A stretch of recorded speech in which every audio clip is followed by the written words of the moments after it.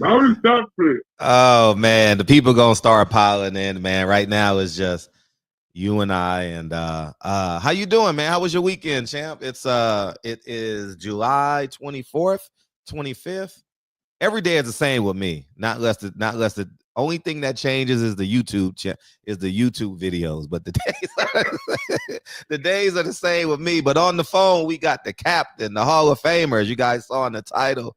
The captain, the Hall of Famer, Ring Magazine, legend, what author, father, an Islamic renegade, Mr. Come and See You, oh my God, Mr. 250. Oh Lord, there you go.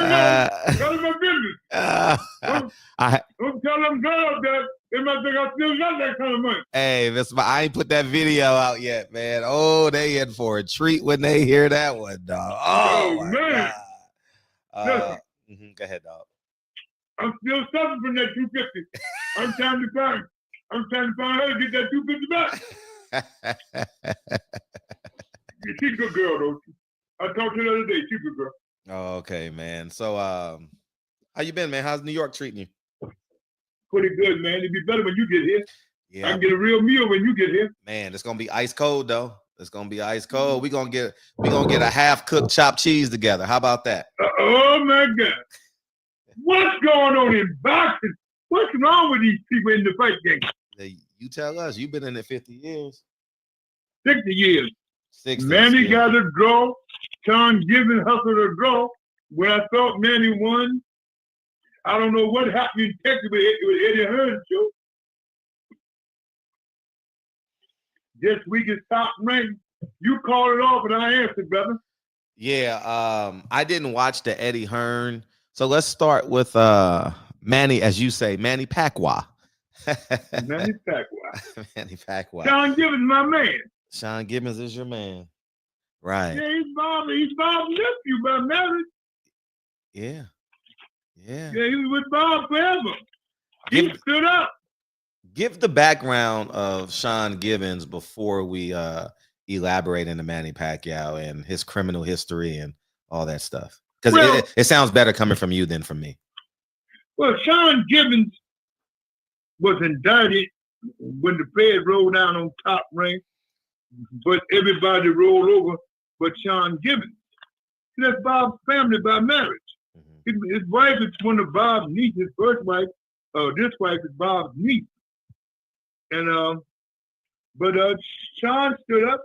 He did business with Don. He did business. Butch Lewis loved him. Sean's a straight up guy. You know, Sean was around us when we had Manny from the beginning. When Murad had it, Manny always. It was something about Sean that Manny always liked it. But to go to his history, when the Fed came down on him, he didn't roll over nobody. He took whatever they gave him, ran with it, came back, and been running ever since, getting a lot of money over there with them Filipinos. And what did his sentence was? What was it? How many years away? I don't know if he went away. I think he went straight to a halfway house, to my understanding. Mm-hmm. Because at that time, I wasn't doing too much of Top Rank. I was still close to Brad Jacobs, Bruce Cram, and Carl Moretti. He started with me and Bobby Gibbons at the Garden when I was at the Garden with Harold Weston. Right. So I used to be second in charge at the Garden. Mm. But I always worked my way in. Mm-hmm. That's why they say, that's why you call me Mr. Come and See You. Because I'm going to come and see you if I don't eat. Uh-huh. You're not going to eat in my town that I don't eat. Man. No, that's not going to happen. Why do you think Sam takes care of me when he comes here? Because you got to show respect. But Sean's a good guy. On a serious note, he's a good guy, you know. He's a stand-up guy. Mm. He ain't like all them other motherfuckers when the IBF, before Bobby Lee died, he went under, and he got banned from boxing. Everybody else, Bob Aaron, all of them ratted on Bob Lee. But Sean Gibbons, the only one stood up. Sean Gibbons, Reverend Sharpman, and Don King and Butch Lewis were the only four stood up out of 18 people that was connected to the fraud with the IBF and the rating fraud. Yeah, Sean, Butch, Don, and Sharpman was the only one stand up. They tried to bob me. When they tried to bob me, that I was in the penitentiary. The judge, how you put his man to me in the penitentiary?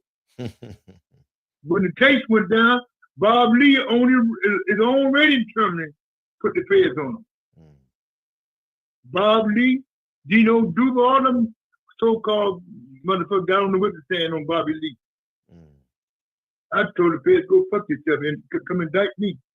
Yeah, Sean stood up. He's a good guy. Next question. No, it's funny that you said Bob Lee and Bob Arum. So I guess if you name your son Bob, or better yet Robert, ain't no good. Hey, Malcolm X said the chicken's coming home to roost, and they came to roost. Man, they came to roost, man. You know what I mean? Yeah, but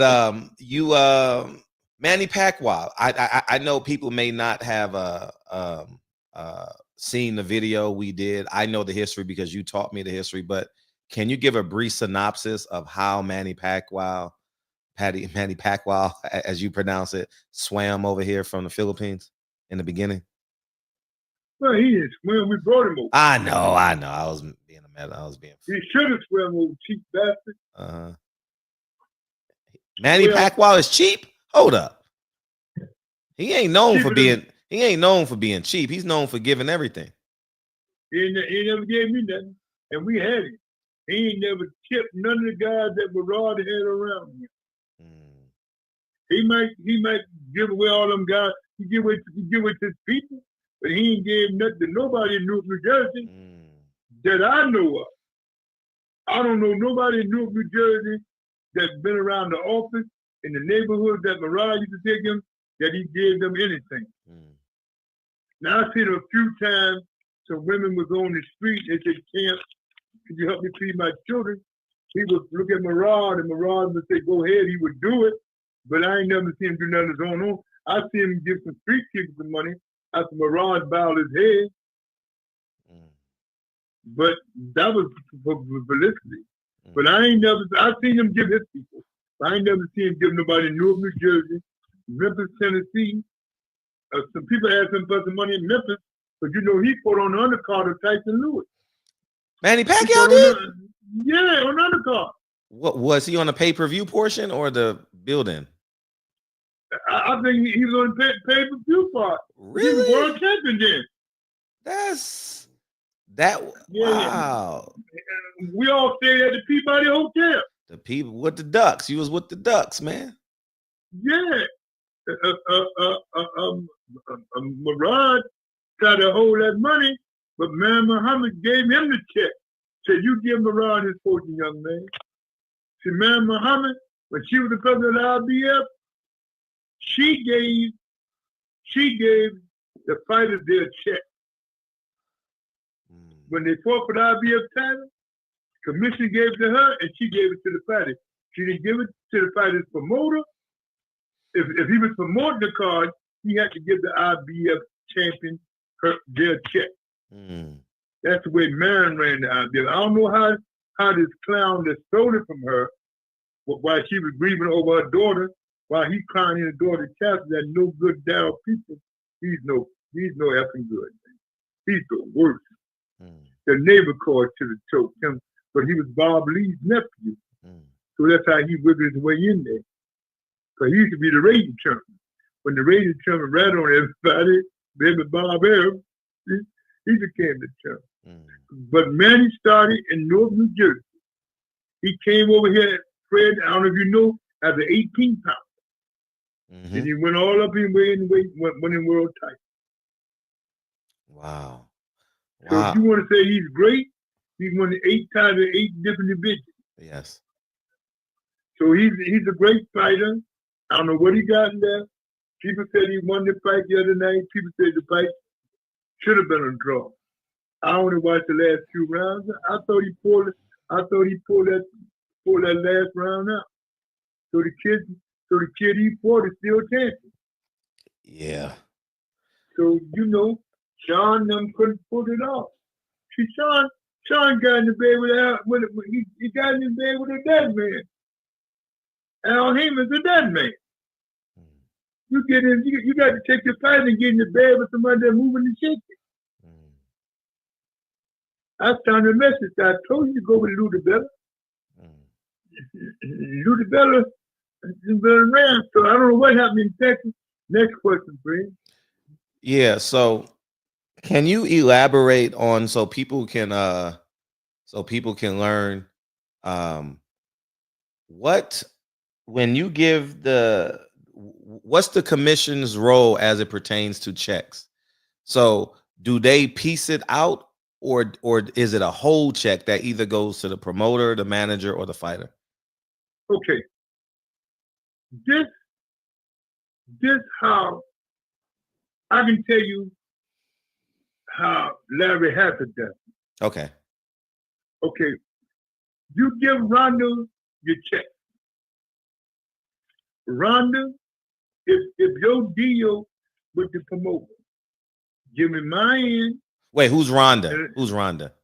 Rhonda Herring is the deputy commissioner, second in charge under Larry Hester, New Jersey State Athletic Commission. Right. Rhonda Harrington is her name, Miss Rhonda. Everybody call her Miss Rhonda. And she's the second in command of the New Jersey State Athletic Commission under the chairman, Larry Hester, ex-referee, ex-prize fighter born and raised in the 14th Ward of Newark. Okay, you want me to explain how the checks? Yeah, please, so people know. Yeah. Okay, the checks are given when a promoter promotes a fight. The commission gets the check. Years ago, the commission used to let the promoter give the check to the fighter, to the managers. But so many complaints with the managers taking more than they're supposed to get. Under New Jersey law, Larry won't let you sign nothing but 33 and a third. If you guys want to give your manager something extra, you do it after you get your own check and taxes. So now, what Larry has done the last few years, you tell Miss Rhonda who in your corner, and the promoter secretary make out a check for everybody in the corner. So can't nobody say they didn't get paid, they didn't take that from me. So the manager get his, whatever your corner man's supposed to get, that's theirs. Normally they make you pay the cut man out of your pocket because the cut man, unless the cut man been with your team from day one. But most cut men get theirs out of his pocket unless he has a license. You have to have a license to be a cut man in New Jersey and everywhere else. So that's how Larry Hester does it. He makes the promoter separate all his checks. So there's no backlash. I didn't get paid by the fighter. Fighter didn't pay me.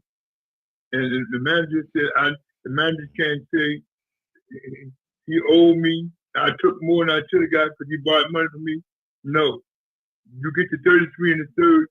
Whatever you give the fighter in advance, the fighter has to pay you himself. That has nothing to do with the purse. Now, New York is different. Wait, so the purse, so let's say it's $1 million purse.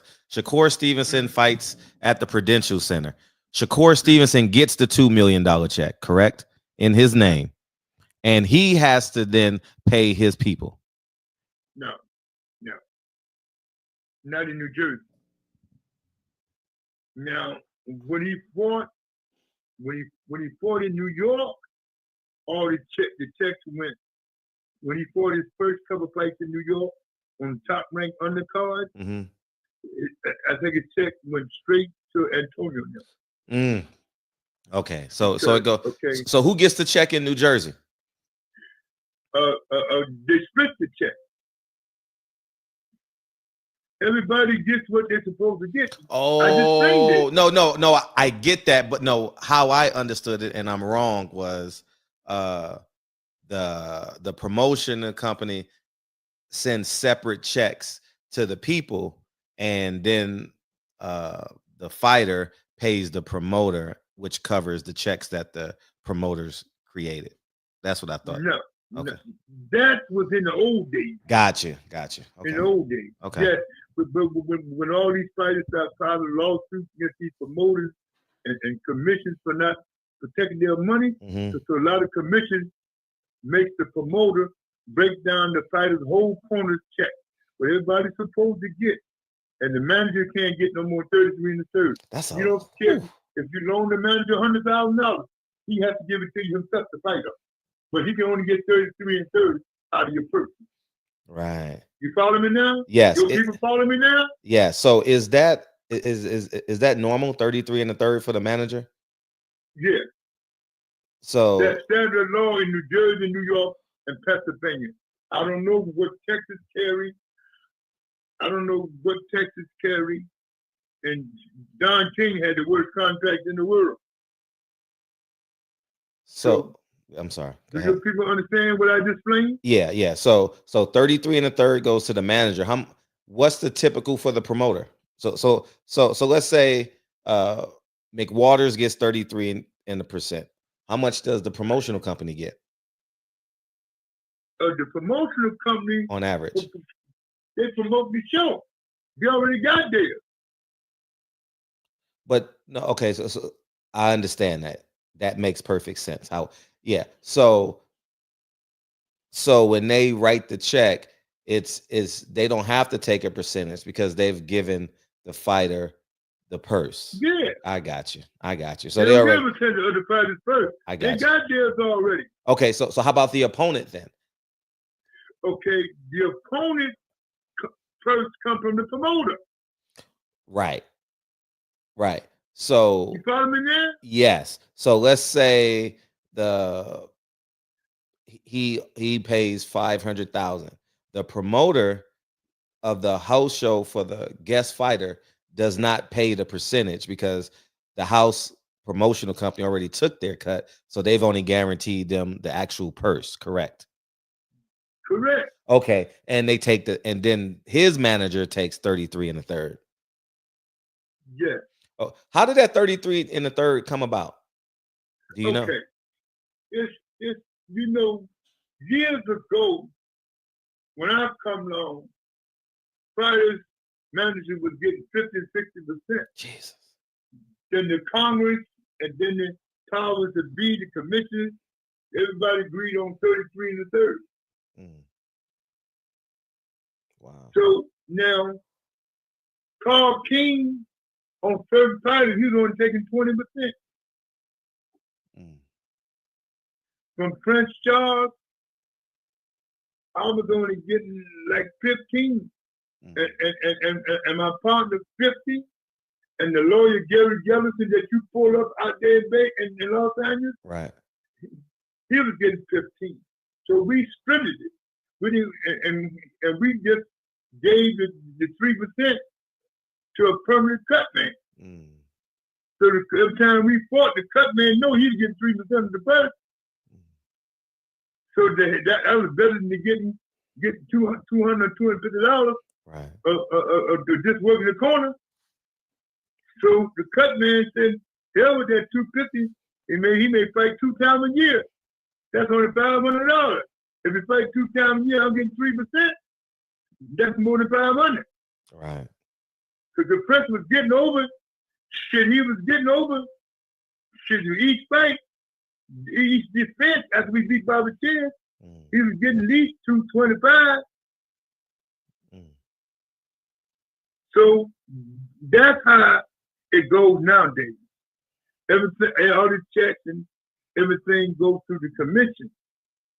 Now, unless the fighter brings his contract in, and a lot of times, promoters and managers try to take training expenses, so they put the fighter in a hotel, send him to camp. A lot of managers want to take it back from the fighter. Now, Larry don't let them do that. But a lot of states let the manager get their money back from the fighter, Fred. Gotcha. For sending them to training camp. Gotcha. Which is not right. most promoters got their own gym and their own training camp, or they send guys up to big player, or send guys to the Buffalo. Right. So most guys, Fred,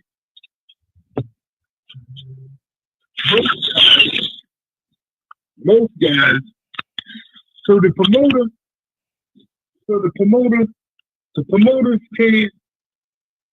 promoters can't rob fighters like they used to. You understand me? Yes. Fred, you understand me? Yes, I'm listening. Yes. What I'm saying, most promoters can't rob fighters like they did in the 50s and the 60s, because everything ain't no more brown bags, ain't no more coming to the dressing room with a bunch of $100 bills paying the fighters and the secretary with them sticky nails streaming off the top. So all the checks got to go to the commission. Wow. Got to go to the commission. Okay. Now, you mentioned Don King had the worst contracts. Can you elaborate? Yeah, I don't know why I said that. I figured you want to go there. Don had 2 contracts. One for the commission, one for himself. He had 2 or 3 contracts. He had one for the commission, had one for himself, and he had one for a bunch of lawyers. That's all I know about his contract, man. I can't get into details because I only had Tim Witherspoon. All my fighters that were champions, they wasn't with Don. They were with other promoters. Only Tim Witherspoon. And Carl King was his manager. Mm-hmm. So what does that mean? One contract for he had 3 separate contracts.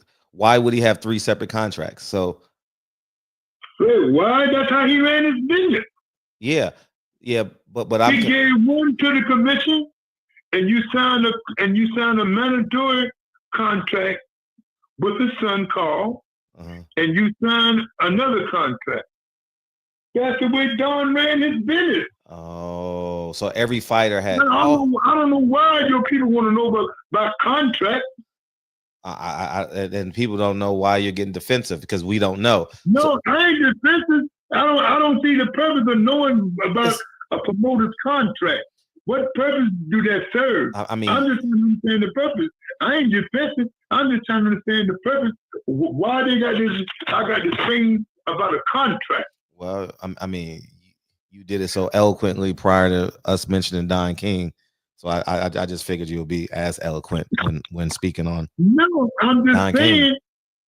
I mean, tell me what purpose do it serve about a boxer fan knowing about the contract? What purpose do it serve? I think it serves a great purpose because now. What? I'm going to explain because now. Explain to me. Because. Explain to me now.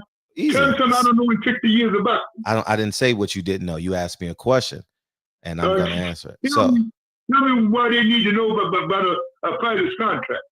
The reason why fans need to know about fighters' contract, first of all, minimizing the fans sounds ridiculous because without the fans, there is no sport. So to say what do fans need to know when fans are paying 10 times what it costs to actually go to the fights. Fighters don't get purse without the fans. So I think you minimize. Okay, and you're right. But they ain't paying me this, Freddie. Yeah. Go online to all these players that got social media and ask them about their contract.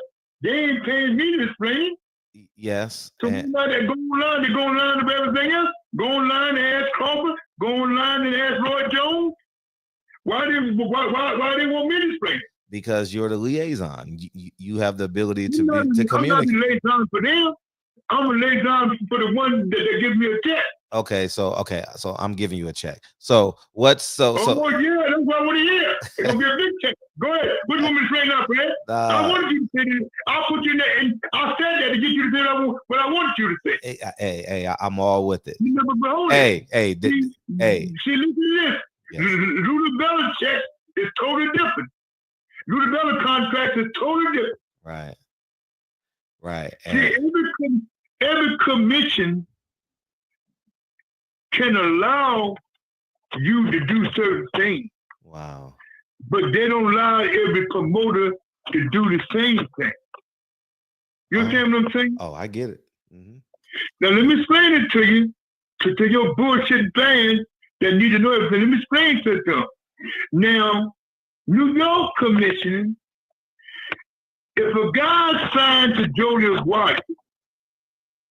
LaGuardia has to give them his promoter's contract. Because some promoters, when they do a co-promotion, they want to get a cut from the fighter. Say Joe LaGuardia bring Joe Smith back, and he's doing a deal with Bob Arum. Okay, Joe going to charge, like he did before in New York when Joe Smith got beat. Joe took a piece. Joe got his promotional fee from Bob, from Top Rank, and he still took a piece from the fighter because he was the fighter promoter. That was wrong. The New York Commission made him give it back because you already got your promoter's fee for Top Rank to use your fighter. You got it from Top Rank. So a lot of promoters were taking piece from the fighter. That's on the co-promotion. When you do a co-promotion, you get your fighter's promoter fee from the promoter. You can't take, in New York, they're not going to let you take or cut your promoter's fee from the fighter's purse. New York is not going to let you do that.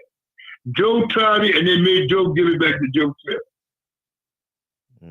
See, a lot of promoters do that. If I do a show at the Olympics, and Joe LaGuardia is my partner, I give Joe $200,000 for Joe Smith to fight Bobby Joe Brown. Joe can't go back and take a promoter's cut from the fighter, but he's a promoter on record, and promoter on record with the New York State Athletic Commission. Now, I've seen Vegas let that go. They don't question it. Oh, I've seen co-promotion in Vegas. We had a kid named Glenn Thomas out of St. Louis. He was with Butch Lewis. He fought on all Michael Spink's undercard. The co-promotion, Butch would get a check from the Dynamic Duo, which was him and Don. He would get a promotion check from Don Dynamic Duo, and then he would take a cut out of Glenn's purse as his promoter. Because he was signed to Butch Lewis Production. A lot of commissioners stopped that. So next question, Fred. No, I get that. So yeah, it makes a lot of sense. So the people need to go back and re-listen to the video if you want more clarification. But you got some shout outs in the chat, man. Azim Shabazz says shout out from Philly. Shabazz from 13th and Market. Is that your old? 13th and Market. Get with me, brother. Yeah. Tell him to get with me, Fred. Yeah, he can hear you. Sports main. Get with me, my brother. You know my brother-in-law down in Marty Schuler. Yeah, he's the 13th and Market. Yeah, He said, he said, that's not my city hall. What's his name? What's his name, Shabazz? Yeah, he said he's Jeremiah's nephew.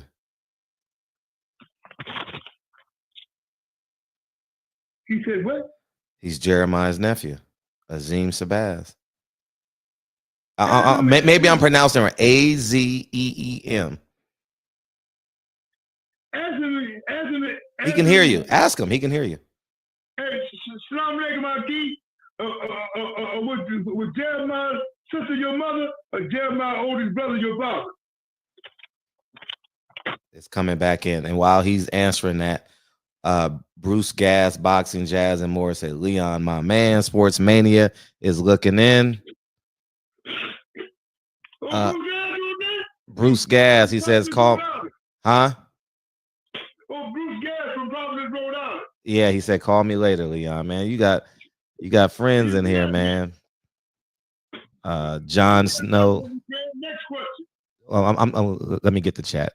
John Snow says, keep making waves in the stagnant pool boxing. We appreciate you. And Mr. New York Knickerbocker wants to know about Hanifa massacre of 1973. I have a 2-hour video on that I'll release. So we don't have to get into that. You said I can release it, so I'll be releasing that soon. RS1 says hello. And Riki Khalid says Assalamu alaikum, big brother Leon. Hey, beautiful. And that's my daughter. And the messenger says what's up to the channel in the chat. All right, so let's get back to. So yeah, you'll enjoy that 2-hour video. You talk about Kareem Abdul-Jabbar and all that stuff. So yeah, okay. So now let's get back. So let's digress all the way back to Manny Pacquiao because history is going to leave you. Wait, Jeremiah's mother was my grandmother's stepsister Rose. Oh, I know Sister Rose from the old days when Jeremiah used to go around and see her. When I first came into the mosque. Yeah, I remember the sister. Yeah, the minister used to always talk about it. Jeremiah Shahi Muslim Jabbar. That was my minister. Taught me everything I know. Salam, brother. Yeah. Okay, so let's go all the way. I was gonna say because history is gonna leave y'all out of the mix. Manny Pacquiao is gonna be synonymous with Bob Arum because technically Bob Arum has outlasted y'all. Right, so he gets to write the history. So you get to correct the history for all your brothers from Mosque 25. About he can't leave us out because we got him all the way to Tyson Lewis. All the rematches he had with fighters, Bob did them. But all the beginning fight with them big names, Murad did them. We did them. Bob just did the rematch. Did the first and second fight, it was with Eminem's fourth, Murad Muhammad. Bob did the third fight and the fourth fight with that kid that knocked him out. Marquez. Bob didn't do the first 3 fights. Murad did. So Bob can't write no history. See, you got to know what you're saying, bro.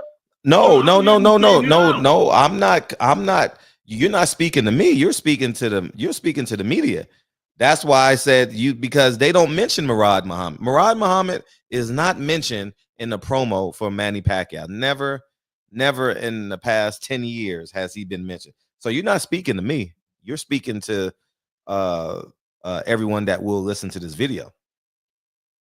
So listen, they must understand we started it all. Eminem Sports, Murad Muhammad Sports Production. We started it all. We put him on Tyson Lewis, one of the big cards. We put him on all the big cards until he left us due to that racist scumbag Larry Merchant causing confusion. If Freddie Roach wasn't involved, Larry Merchant would have got it. I had love for Freddie Roach because I used to work with him with the late Eddie Flutch. I'm going to let nothing happen to Freddie. Freddie just got caught in the middle. Listen to that no-one racist bastard. Did he kill over yet, Freddie? He out there with you. No, he's 99. He should be 0 by now. No good racist bastard. Mayweather couldn't stand it. Yeah. So Mayweather couldn't stand it. So you had Marcos Antonio Barrera fight? We had both of them. Murad had him. Wow. See, and now you're teaching me something because I would have just assumed. I knew y'all started with him, but I would have assumed that. But see, the problem, Fred, you didn't know how further we took him. See, you never look at all Manny fight No, right. on box rec. I'm looking at it right now. That's why I'm trying to get the. So y'all did both Eric Morales fights. Yes, we did both of them. And did you do both Marco Antonio Barrera, the second one? We did all them fights up until he left us. All his first major paydays, Mirage got it. So David Diaz was your last fight. Yes, David Diaz our last fight. And then he went over to Oscar De La Hoya the next fight. Ooh, I know that must have stung. Oh, I know that must have stung. He leave y'all and get Oscar De La Hoya. Bob Arum tempted him with Oscar De La Hoya, and he actually, oh God. So take us behind the scenes. Put all of us on a fly on the wall when you find out Manny Pacquiao is fighting Oscar, because I know y'all was trying to get that fight prior. So can you build a bridge for us? What happened was the confusion. See, Manny had a slick manager that we didn't know. We had to take the weight trade because everything Manny done over here was because of the Muslims. We, the associates, had to take the weight because manager had a slick manager and a slick advisor. They was robbing the kid, but they was putting it like Mirage was robbing the kid. We wasn't robbing him. And then they went to Larry Merchant. Larry started because what happened, Freddie messed it up. Freddie started it, but Freddie didn't, they put Freddie in the cross. That's why I wouldn't let nothing happen to Freddie, because Freddie minds his own business. He don't get involved with promoters and managers. He's a trainer. Freddie always stayed in his league. That's one thing I can say. Eddie Plus taught him. Don't get involved with the promoters and managers business. Just work with the fighter. So that's why when I told you I wouldn't let nothing happen to Freddie, and I wasn't gonna do nothing to Freddie. Freddie's my friend. And because I know Larry Merchant put him in the cross, because I'm listening to it. I'm standing at Larry's door at HBO. Him and Freddie don't know I'm there. Carissa, I go over to see Carissa Shields' manager, Mark Cassick, but Mark in another meeting, I got to wait. So I walked by. I said, what the hell Freddie Roach talking about? Then I hear Mirage name come. I go, chick go to fan. So I get hold of Osbar. I call Ali. Ali will tell you. And Ali gives me the number now. That means you got a Mirage. I didn't have that number. He had another number back then. So the number me and you got now, I had to get it when I heard what was going on HBO. I had to call Ali. Right. Ali would tell you the same story. I called Ali. Wow. So that's what happened. They put Freddie in the cross. Right. Freddie didn't know what was going on. So Freddie just talking and being the racist bastard he is. That's why me and Floyd and Xavier, nobody could stand it. His own co-workers, they praised on the network, but they didn't really care for him. That's why, see, he wasn't going to leave. He was going to listen to us and listen to the lawyers in New Jersey. Right. But somewhere, Larry got to him, and Larry said, listen, this is what you need to do. And the preacher was around him. He had the preachers with him, and Larry got to the preachers, love your brother, you get him to do this and that. So he walked. And Aaron was, and being the snake that Aaron was, he was waiting there. He wasn't waiting, he was laying the tracks. No, Aaron didn't lay the trap. Larry Merchant laid the trap. Oh, okay. See, I didn't care if it left or not. Because I was getting paid to bring in opponents, whether he's fought or not. I was taking care of the undercard. I didn't get none of that Barrero money. I got paid for doing the undercard, but that for money per se, Mirage didn't give me none of that money. I got what I worked for, taking care of the undercard, taking care of the dressing room. Right. That's what I got paid for. So that's the history. We got him all the way up to them big fights. Wow. We got him there. All the rematches, Bob Arum did. Wow. So now your people know. Next question. That's actually really, really an impressive story. Now, when he left you and your team after the David Diaz fight, how soon did y'all find out he was actually going to fight Oscar De La Hoya? And what's the temperament there? You know, I got a call on it as soon as it was signed. You got to remember, when I was with Murad, I was still connected to top rank. I still had people at top rank. Right. I had everybody at top rank. I ain't gonna say who told me, but I had everybody at top rank. Everybody at top rank was coming in when we was coming out the door and tell me I knew all them guys. Everybody over at top rank now, except Todd DeBuff, his sister, and them new girls, all the old ones, they worked for me and Butch Lewis. We was leaving out the door in 1978. Except the new one, the young girl secretary, and all the old secretaries, and Bruce Cameron, and the guys that there now, and the guys that came after us, they was working with me at the Garden. Carl Moretti was at the Garden. Brad Gibbons been with me since he was 15 years old. He just turned 60. Brad Jacobs, he started with me, and Bruce Cameron started with me as Angelo Dundee's assistant trainer under Ali, 1970. So I know all them guys. So I got the word, Fred, to answer your question, I got the word like a day and a half after it was actually signed.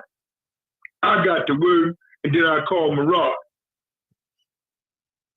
That makes a lot of sense. Now, we appreciate that history lesson. I want to get back to the chat. Big, I don't have Patreon any longer. Azim Shabazz says, me and Lightning Ben used to hang around Hearts and Flowers. How was the amateur boxer? You know me. Jeremiah's mother's name was Ruby. You want to respond to that?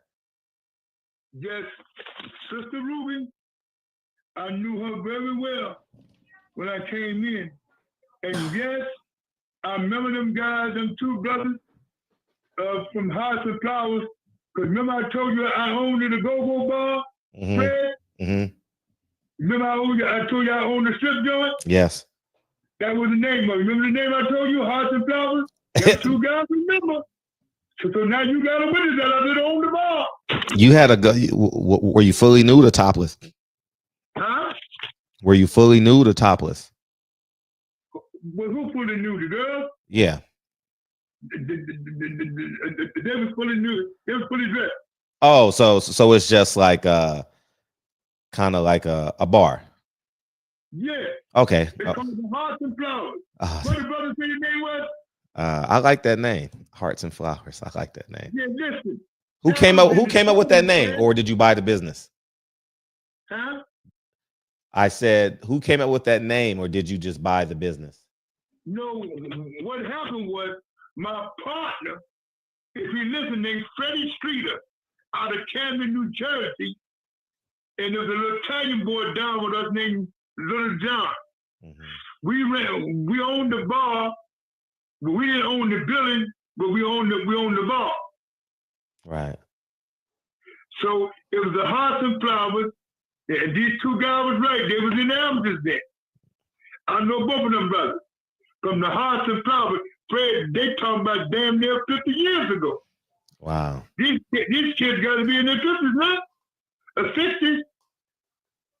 I'm 82. Fred, these guys were young fighters. If they go to that back, Fred, they can tell you my history in that time. I was the man. Oh, you was the man? You was the man? Listen, trust me, bro. In the Hearts and Flowers, that was my joint. Well, you owned it. It better be yours. And listen, That was in Center City. Wow. Yeah. Wow, that's Next question, brother. okay. Stan Jones says, I love listening to you, Captain. I would love to hear you talk about ABC Gym. I grew up at Athletic Recreation Center. Also, my wife cousin is Charlie Cho Brown. I'm from 29th and Jefferson. Charlie Choo Brown, the former IBF lightweight champion of the world. Yes, darling, I know your cousin real well. I was with him and Fred Jenkins at the gym, 26 and Master. Fred Jenkins was the boss still the boss at 26 and Master. Him and Al Mitchell, who trained with Michaela Meyer, ran that gym. That was a city gym at 26 and Master, right on the street from our house, 29th and Jefferson. I remember very well, darling. Wish you well, sweetie. Next question. Man, that's I know that's real refreshing for you to hear about that. Now, before we put up, I want to say they have another question, but let's put a button on Manny Pacquiao so the audience don't get lost. What should Manny Pacquiao do next? What about Manny now, Fred? Huh? What about Manny now? No, what should Manny Pacquiao do next? What Manny should do? Mm-hmm. What is Manny, 46? 46. I think Manny would be, Fred, what did Manny come in the other day? 47 or 44, 45? Yeah, he's always been there comfortably. Do you think at 46, 47, Manny can make 40? Did I tell you what I think he should do? Yeah, he can make 40. Sean Gibbons, if you listen, cut a deal with your Uncle Bob, the snake, and fight Keyshawn. Hell the former champ of the world. Hell no, man. Why not? Hell no, man. I'm saying, hear me out. Okay. It don't have to happen. I know. I'm just disagreeing with you. It would be good for Sean to put him in with another former champion just coming off a draw that didn't get the world title, his ninth world title. Why put him in with a dead man? Put him in with a former champion. Manny knocked this shit off. No, Manny ain't knocking him off, man.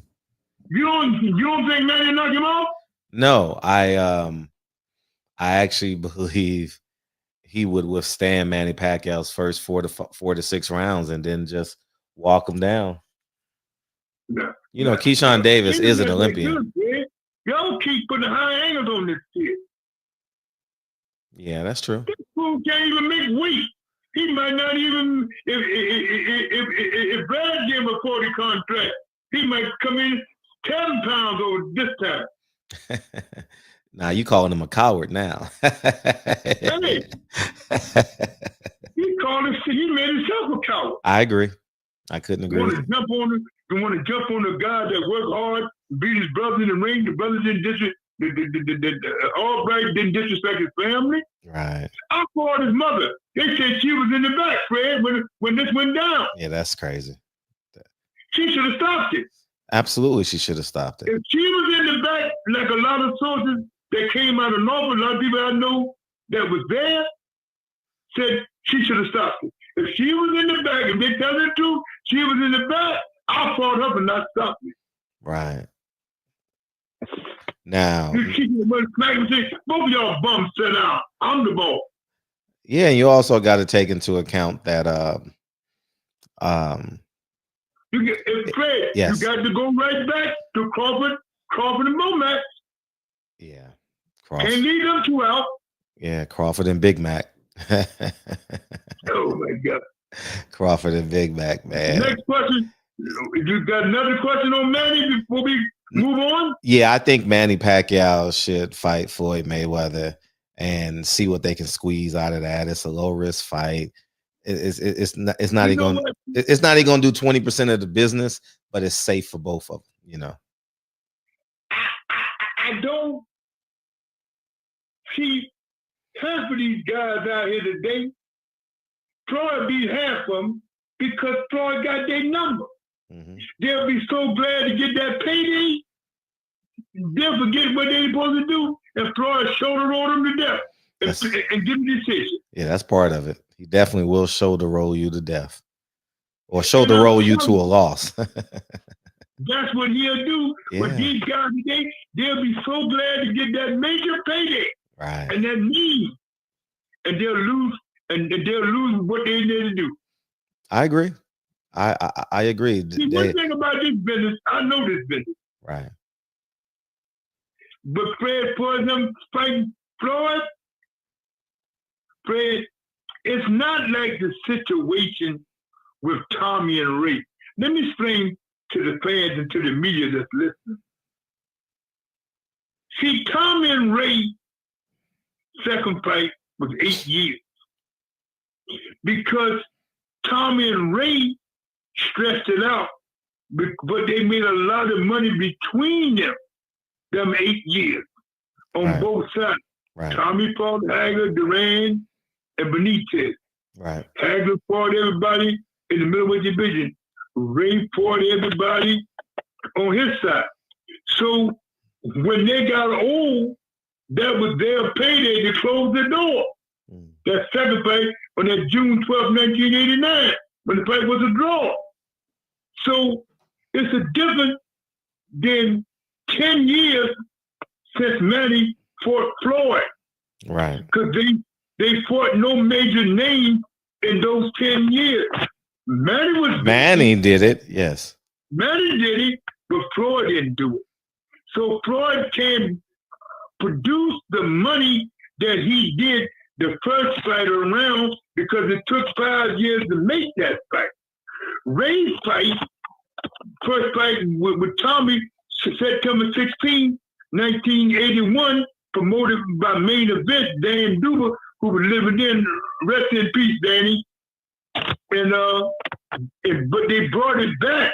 It's the difference between Ray and Tommy 8 years than between Manny and Floyd 10 years because it took them 5 years to make the fight. I agree. Also, you got to take into account fans believe that the fight would happen again. You know, like Manny Pacquiao and Floyd was just a disgusting episode, man. They were hiding behind a whole lot of things, man, whether it was the alleged PEDs, whether it was Well, first of all, at that time, the Snake, the two fighters made the fight. The Snake didn't want to deal with Haymon and Sam and Haymon's people. Right. So the Snake dragged it out. The Snake got many other money leading up to that fight. Right. So Manny was filthy rich going into that fight. Right. So, but you got to look at the 10 years since they fought, Fred. I don't think people going to buy the fight. Two old guys, damn near, both of them together over 100 years old. What is Floyd going to be?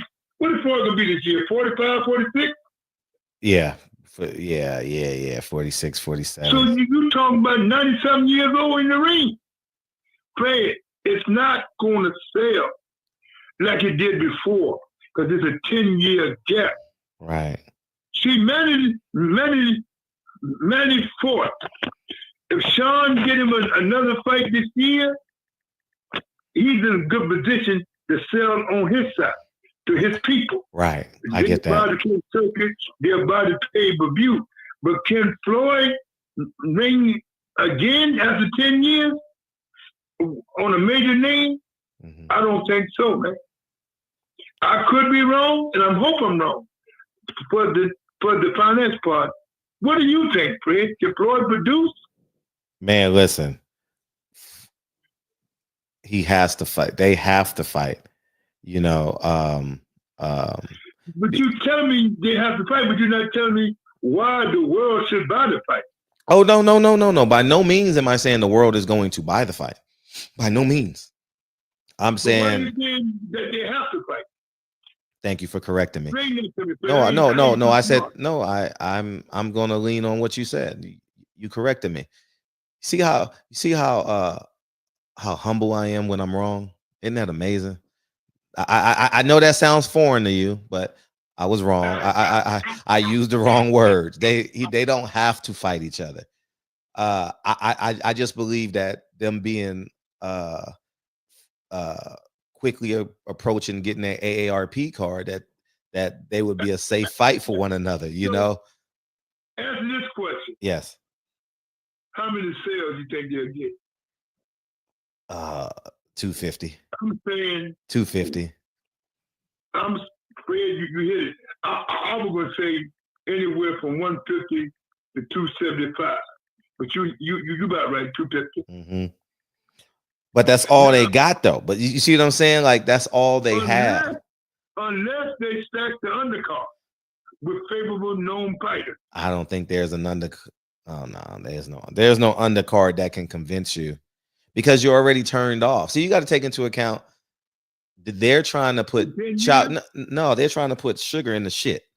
You get what I'm saying? Like, they robbed us, man, 4.7 million, and we like throw a punch. You know what I mean? We like, God damn, will somebody throw a punch? You know, so Fred, that shows you. Go right back where I always said, a fighter only good as team. If they didn't put that fighter together earlier than 5 years, that fight would have been one of the history makers. Right. Even Tommy and Ray's second fight 8 years later was a history maker. Because they knocked each other down twice. It lived up to the hype. It lived as the first fight did. There you go. It lived up to the hype. See, it's just like Fred, if they make it, they make it. But I don't see them making. You see him making the Fred? You see Sean making it? No, I think Floyd's level of arrogance, like, he's going to say, I want 60-40. Man, listen, ain't no one coming to see you, Otis. Like, them days are over. Like, everybody coming to see Otis? Ain't no one coming to see Otis, dog. You know what I mean? And both of them are Otis. So they better squeeze it. And the only way it makes sense is if they were like on a Jake Paul card or something like that. Like Jake Paul should promote that fight. That's the only way, because it will draw in like the bullshit audience, and not being disrespectful, but like you know, the circus audience. You know, the people who just want to be entertained. You know. Well, I should say WWE. Is that more respectful? WWE. Two guys past their prime, two Hall of Famers. Mm-hmm. Right. They can build a fight. They can sell the fight, but they got to know how to do it. Right. I can help them do it because I know how to do it, but DK taught me how to do it. DK taught you, huh? Very well, man. I learned from him and the Snake. But my main source was the late Butch Lewis. Mm-hmm. That was my name, Butch. I don't think people has ever put that in perspective, and I've never thought about it, even though you and I have been talking over the years. That kind of made me feel some type of way, like good in a way, just from a man from the corner, as you describe yourself. Sometimes you actually worked with Don King, Butch Lewis, and Bob Arum. I mean, that deserves a pat on the back, right? But listen, not only him, Ludwig Bella, Russell Pelt, Irene Eden, at the Lipton, I don't work with them all. Yeah. And I mean, I mean, that's astounding, man. When you put it like that, man, that's pretty impressive, champ. That's pretty impressive. When they had a problem in the hood, they had to call me. Oh, I believe that. I definitely believe, because you were. You just talked to some kids that I ain't seen since the 80s at Hearts and Flowers. They remember me. Right. So, Fred, I didn't tell you. I told you about the Hearts and Flowers because some guys called in and bear witness to it. Oh, a lot of people gonna bear witness, man. Once we start doing these lives, see, I ain't went live in 3 years, Mr. Muhammad. 4 years. I mean, it's been so long. It's been so long. So one thing about me and you, me and you is hotter than the Louisiana fish grease. Man, we need to drop some catfish in there. That's what we need to do. Some Louisiana high grade. We need to put some catfish in. When you and your family get here. So God's grace. Now, Fred, yes. Next question. I was going to ask you before I move on. Like, so I was going to do a family dinner that you're paying for at Sylvia's on Monday. And so man, ain't Fred a joke? I ain't got $2. Well, you're gonna have to find find one and I'll come up with the other one. Now, what I was gonna say is that I'm either gonna do it Monday or Tuesday of that day, and I was gonna see if you want to come down, because every time I go to New York, it's been some time. You know, when we have fights, I always greeted my family at Sylvia. It'd be like 20 or 30 of us, you know. And so I was thinking about doing that either Monday or Tuesday, the day I'm coming. So here or down there? Is two Sylvia's? Oh, you talking about Sylvia? Yeah, Sylvia's. Yeah. Yeah, because how you want to do it, man? Okay, because people know where it's at. I don't know the other soul food restaurant. I do know the one on 116, but that's not big enough though. Me and my bodyguard and my girl will come up there. Okay, I got you. You got a bodyguard now? Listen, bro, I got my grandsons around me. I know. Now listen, Fred. Yes. Next question. Yeah. So someone, before we get to the next question, I have some questions. Let's see. Ask Leon. Okay. Ask Leon, what do you think about Carissa Shields offering Layla Ali $15 million for a fight? Let me say this. Layla Ali,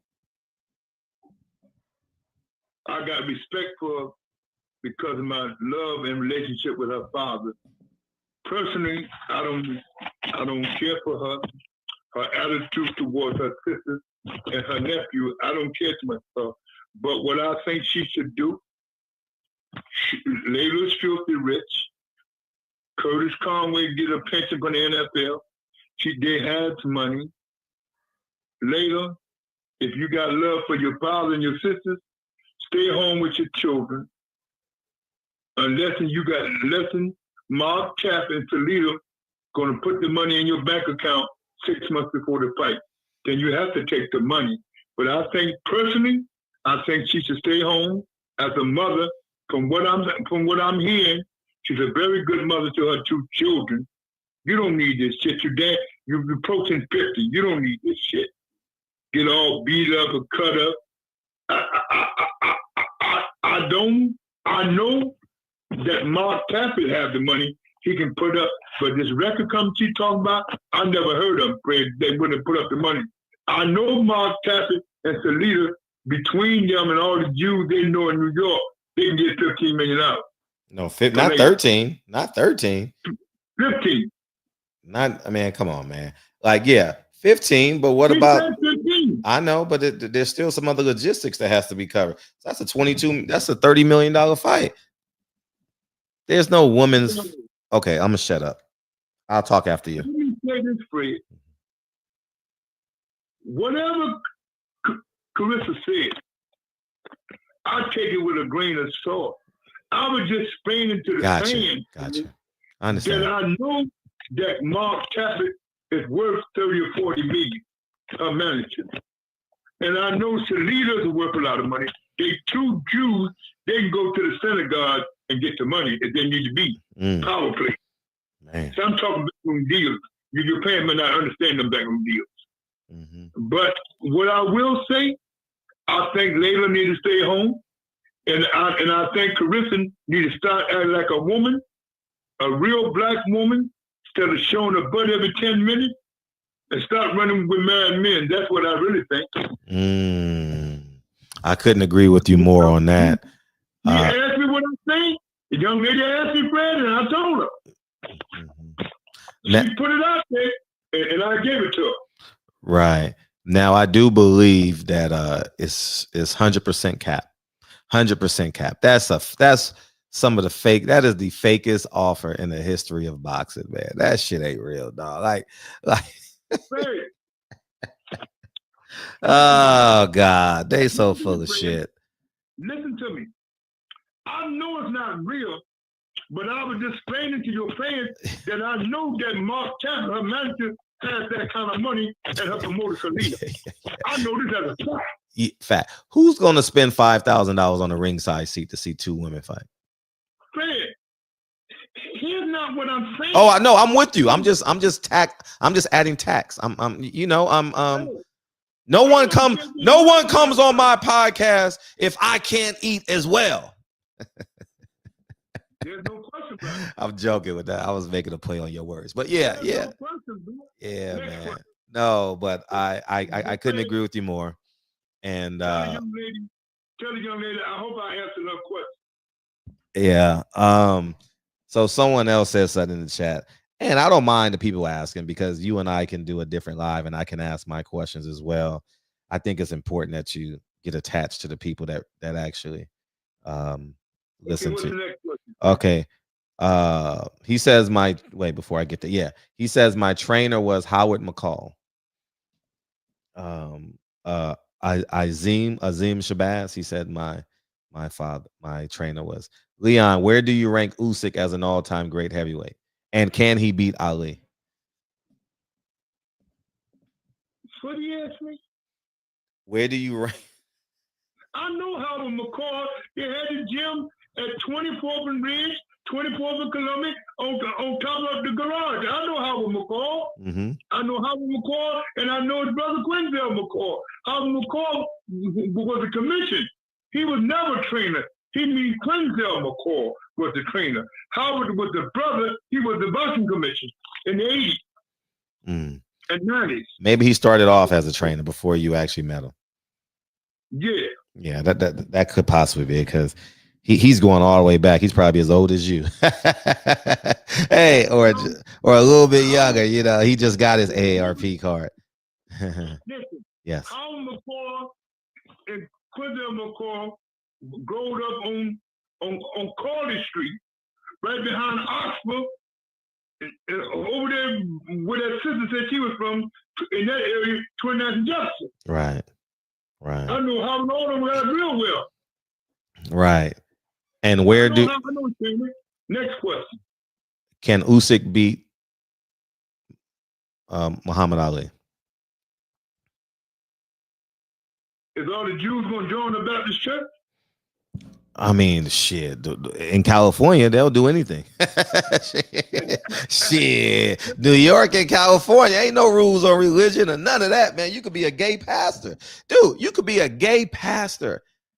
Can you believe that shit? You could be a gay choir director in America now, in these damn states, dog. But continue.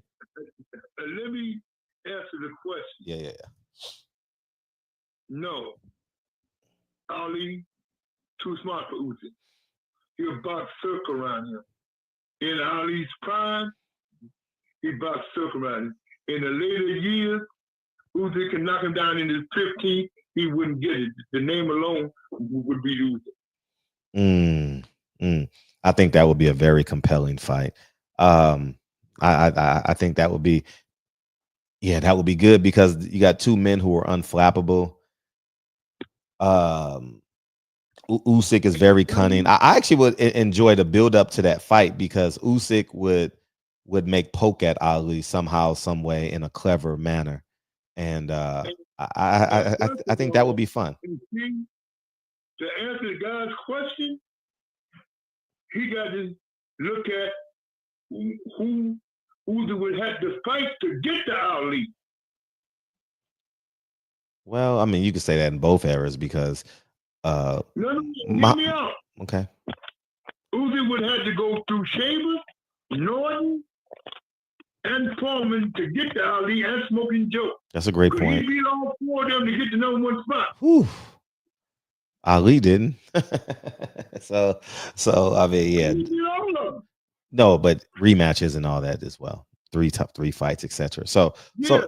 What I'm saying, if Uber is not the number one, Right. he would have to go through them 4 punches to get the atleast. Right. Which one of them punches you think? Because I don't think Usyk could stand the.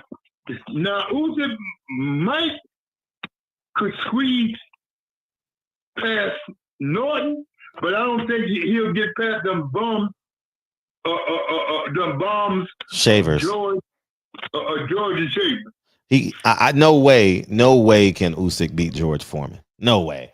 No. There's not many men that could beat George Foreman. You know, maybe Lennox Lewis with his leverage. And there's another guy in the mix that I don't think Usyk would have beat that came along in the late 70s, early 80s.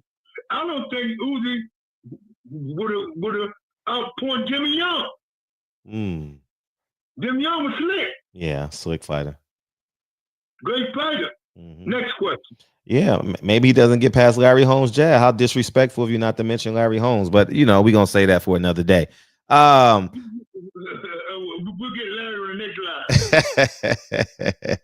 line. He also said, Azim Shabazz also said Frank Fletcher was the bouncer at the door. Fletcher from West Philly. Born and raised on the playground where I spent most of my days. Yes. Yeah. So that's Busy Outlaws. Yes. All them guys keep going back, call them old fighters' names.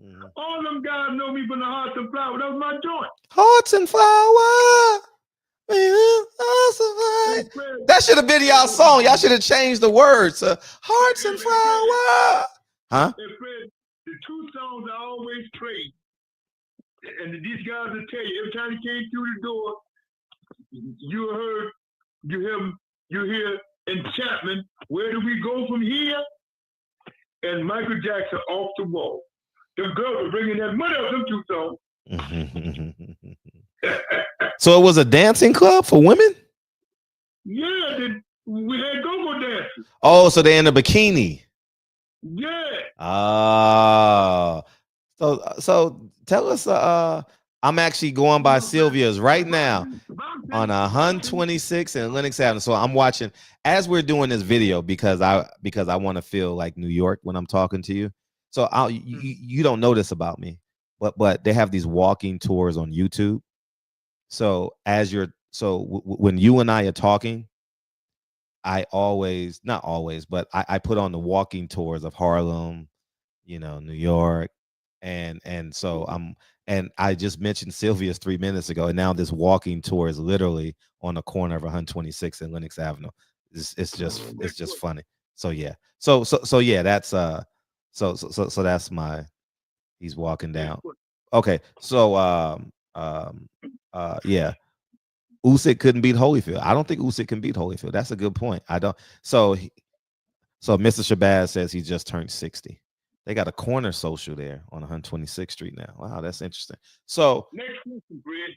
There's a Raising Cane's on 125th Street now. That's crazy to me now. That's great. And I know. You on 126th Street. I know. I ain't uptown. I'm in Queens. Okay, and neither am I. so let me get to the. Get down to business, bro. All right, Usyk couldn't beat Holyfield. Shout out to Mr. Muhammad coming from North Carolina. So talk about them. So what celebrities came into your Hearts and Flower? What? Celebrities and. Next question is boxing. I'm not talking about boxing right now. Fred, I don't know what you're talking about, bro. You don't know what I'm talking about? What are you talking about, Fred? Tell us a story about Hearts and Flowers. Hearts and Flowers, man. That's where I'm at. Fred, it's been 50 years since I owned that joint. Okay, and you got excited when they mentioned it. So obviously you remember it like it was yesterday. I got excited because I remember them brothers. Okay. Coming in the door. Because Frank, I can tell Frank let him in. So what was capacity at your bar? Fred, it hold about 150, Fred. Okay. That's as much as I remember, Fred. Tell us a long time since I got rid of the joint, man. Oh, hey, 127th and Lenox Avenue is now named Elijah Muhammad Way. Did you know that?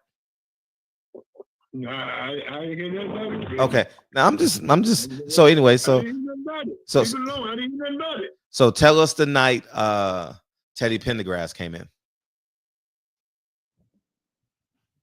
Fred, the couple times Teddy came in, I wasn't there. Oh, because he just mentioned in the chat. That's why. I wasn't there. Oh, okay. Okay. Was Teddy Pendergrass, do you believe Teddy Pendergrass was gay? I have the slightest idea. I do not know. Okay. Okay. Cool. Did you ever meet Teddy Pendergrass in LA or in I know Teddy real well. how well? Like how many times y'all meet? Like y'all hang out? I knew Teddy real well, Fred. That's the bottom line. So what does that mean? We're It means I know it. did y'all spend time together, hang out, make songs together? Fred, Like you went to his concerts? he come through some spots I was at. We shake hands. He do what he do. I do what I do. Okay. I don't go into details with what I talk about with people. But I don't get into that. So what do you miss about Heart and Flowers? I'm glad I sold it. I'm glad it's over. Are you really? You glad it's over? Yeah, I'm glad it's over. Okay. How many years did you own it? Almost 10. Wow. I was there almost 10 years. You know Me what's and my partner, Freddie Streeter. I hope he listens. I'm trying to get hold of Freddie. He's somewhere in Camden, New Jersey. right. Right. Did y'all ever get robbed? Everybody from Camden listen to this video and we bump into Freddie Streeter, one of his brothers and one of his nieces that do hair, have Big Freddie get hold of Barbershop Fred and Freddie get hold of me. That's my man, Freddie Streeter. That's my guy. Right. He played for the Dallas Cowboys a couple of years. He was in the Marine Corps. Oh. He knew Norton. Oh, he's a respectable man. He did a lot in his life. Yeah, you know. I did a lot too, Fred. Next question. No, yeah. And Stay in boxing. Next question, stay in boxing. why we got to stay in boxing? You said you could talk about anything. Didn't you say we could talk about anything? So I'm inspired to ask you. I did say that. That was the other night, but you didn't call. Oh man, so now you're putting restrictions on me. Hey, listen. Damn, man. You came and you tired. You wanted to run to some basketball tournament. Yeah. So now you got to pay for it. Damn, man. Damn, my Cash App just died. Anyways, so Okay, I just died. so did y'all were now speaking of Heart and Flowers, did anyone ever It's been 50 years, Fred. I don't remember like that Hearts and Flowers stuff. I used to be around Poochie House on Gaynor Road, Delphonics. On Gaynor Road, Delphonics. That's what he said, Mr. Shabazz. He says he's 60. Mr. Shabazz says he's 60. He says he's 60? 60. He said where he's at now? I used to be around Poochie House on Gaynor Road, Delphonics. Poochie Road? Poochie, Poochie House. The Delphonics? On Gaynor Road, Delphonics, yeah. Does that make sense to you? There was a Delphonics named Poochie Heart. Maybe that's what it. Maybe that's what he meant. He'll put it in the chat. Did anyone ever attempt to rob y'all? Because many people who are in the nightlife say that's the challenging part with having. He said yes, sir. He said yes, sir. You're right. Poochie House, yes, from the Delphonics. Yeah. Yeah. Okay. I know them all. They all know me, Fred. And that's all we're doing is celebrating Leon Muhammad, even when he's in his own time. a legend in his own time. Fred, they send in questions, but they ain't send no donation. Yeah, if y'all want to send a donation to Mr. Muhammad, y'all can send it to my Cash App, and I'll send it over right now. Well, let me. But they ain't feed me. So you gotta let them know. I'll stop asking, Fred. Let them know that. Okay, and my Cash App is SILENTHEROS is my Cash App. Did anyone ever try and rob you? Huh? And the book. Oh, always the book. So on the screen right now is your is your article from Ring Magazine. That's on the cover. Let the world see it. Leon Muhammad is boxing. That's what it say. And your nephew from Pro Se Boxing is on the screen right now. Do you remember Minister Preston and Minister Nello? Peace. Preston was from South Philly. Brother Bilal. Brother Bilal. Mm-hmm. Y'all know Preston. His holy name was Brother Bilal from South Philly. See, ask him if I'm right. Yeah, they're listening. His name is George Luckett. So did anyone ever try and rob your bar? Fred, rob the Muslims in Philadelphia? What are you, crazy? Rob somebody for number 12? You know our history, Fred. Nobody's ever tried to rob us, man. Fred, we was in the heart of Tennessee City, across from City Hall. Police station was on the corner. Oh God. Oh my God. That's funny. Come to California robbing you now. Man, you probably yeah, you gonna rob me, but you ain't gonna. It's so hard, Mr. Muhammad. It's so challenging, man. It's so challenging. All right, next question, Fred. Yeah, so they says, what about Avery? I'm just asking questions that the people want to know. Yeah, what question? What about Avery? And he said, hell no, no one will rob you. No one will rob you. But what about Avery? Who's Avery? Avery? I'm trying to think. I know Minister Avery. Minister Avery. I stand corrected. Minister Avery? Yeah. He came after us. Yeah, Minister Avery. Yeah, Minister Avery. Yeah, he came after us. So how much do you make on a Saturday night at Hearts and Flowers? Fred, I don't remember. It's 50 years ago, man. I know, but just ballpark. How much would you? So what's a good night? I don't know, Fred. I don't remember. You keep trying to take me back 50 years. Everything we talk about is in the past, though. Yeah, but I don't remember. I don't remember the receipts, Fred. Hey, what's up, Andrew Charles? No, I'm just asking questions, man. I'm on a walk-in tour in Harlem. When I say I don't remember the receipts, let it go. You still want to hobble on it. Yeah, because I don't know the answer. Maybe if I don't know the answer, how can I tell you? You ever had a conversation with somebody and they say something and it reminds you of something? So sometimes I think of, did you ever meet Bumpy Johnson? I'm not going back thinking about no receipt. Okay, I don't want to think about that bar. That bar was a headache. Okay, Truth Seeker. Truth Seeker said, did you ever meet Bumpy Johnson? Bumpy Johnson. On the end of his life, I saw him a couple of times in Well Restaurant and shook his hand.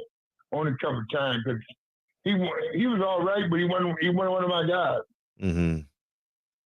What did he look like? I've only seen pictures of him. Like he looked like he was like 5'5", 5'6". I don't remember. Bumpy been going down there 50 years. Yeah, so was. I don't remember.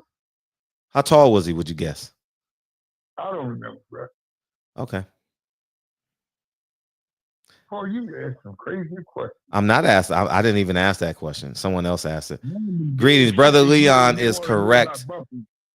Brother Leon, I'm people. Next legit question. Every question is legit. You just getting tired. You just old and you're getting tired. So I ain't tired, but I want you to come on. Okay, so Mr. These are all people in the chat. They asking questions, man. They want to hear from you. But they ain't put money in my belly. Okay, well, Mr. Muhammad is adamant on y'all supporting him. Hit my Cash App. I only can make a suggestion. I can only answer what I want to answer. You're absolutely right. So I'm just going to ask the question. You can say no comment. Next question, whatever. Okay, we're going back to boxing now. No more questions at this time. We're going back to boxing. So Top Rank got a fight coming in this week, man. You got their last fight at the Garden. under the umbrella of ESPN. Your thoughts? Well, Bob's gonna find a way to come back because Bob is Bob. They're gonna work out a deal with ESPN, ESPN Plus. Mhm. Bob will be back in the Garden the first of the year because Bob got New York fighters. He has to put them in New York. Mm. He got New York fighters. He has to put them in New York. So, Can't put them nowhere else. so do you think he's just gonna work under the umbrella of Turkey for the second half of the year? You know, this is July. Bob got some other shows across that water, and he's gonna make his money across that water. Well, he's doing that November 22nd show. He got a guy on the card. It's a lot of promoters on that show. Mm-hmm. Frankie Wan's on that show. He got the guy that's fighting David Benavidez. Am got Brian Norman who's fighting Devin Haney. And everybody else on that card, everybody on that card got different promoters. Mm. Right. So Turkey Alex Sheik, he got to give out a lot of text to a lot of promoters. He But does. everybody got promoters. I was trying to get somebody to tell me what happened in Florida last week. Don't nobody seem to know what happened on Eddie's show in Florida. Mm. Eddie had a show in Dallas, Texas, Yeah, Yes, on the ma'am. 19th. this past weekend. I Yeah. don't know what happened. I got to check it out. Right. Bam Rodriguez won. Ammo Williams won. And Fred, it's 3 shows this weekend. Who else? You got somebody. You got Tony Jeter's promotion doing a card at that casino, MGM Grand in Maryland, and you got Top Rank in New York, Mhm. and you got Mark Tappert and his wannabe superstar Carissa Shields. Oh, she's fighting this week. Carissa Shields is fighting this week. Oh, Yeah, she gonna beat the hell out. She gonna beat the brakes off that little girl, man. Fred, I ain't got to do with that. That's not my business. Oh, I know. She gonna beat So Marcus is Top Rank because that's how I'm gonna eat in New York. Yeah, she'll. I'll make a feed this week, and you'll feed me next week. Yeah. And Xavier. Yeah. So George Luckett said he's So still it's 3 waiting on your cards book. this week. Yeah. No, Fred, it's 3 cards this week. It's a little small card down there in the Well, in that's the case, it's 50 cards because everybody got a small show in every major city. Yeah, you know, a lot of shows. But Fred, that's what we need. We need more club shows and big shows to build these little kids up. I agree. It's expensive though. We need to bring back the amateur night on Tuesday night at the Garden. Like when you was growing up, they had amateur night at the Garden on Tuesday and Thursday. Yeah. Hey, you know what's funny? Amateur night at the Apollo. Get off this stage. I'm in rage. Did you like Kumo D? Fred, if you'd been on that stage, I'd have booed you. Oh, I would have earned it too because I don't deserve to be on no stage rapping or singing or fighting. You know what I mean? Shit. So, Fred, what do you think about that card at the MGM Grand in Maryland? I don't know who's fighting. Who's the main event? Alim Kaleem? Is that he's fighting? Yeah, I know a kid on there that called me and wanted me to advise him. Him and his father called me. That's great. A kid named Nasheed Smith, a small light heavyweight, 5-0. They called me, and I told them. I asked them who they was with. I said, if you with Top Rank or time with Top Rank, I'll be your advisor. He said, why? I said, because Top Rank, I'll make sure I get paid. Exactly. Yeah, facts. I said, because you and your father might get my service and run off. They wanted me to come down to fight. I said, I got to be paid. But I don't need to see you fight, but I can watch the fight from here. Right. If I'm coming down, I need my training expenses paid, hotel to pay, and I need food money. He said, you charge us all that just to come watch us fight? I said, you asked me to come. I didn't ask you to go. Right. Listen, I'm a businessman. Ooh. And I've been in business a long time. So, Fred, any more questions out of Philadelphia? No, they just dropped the bomb on us right now.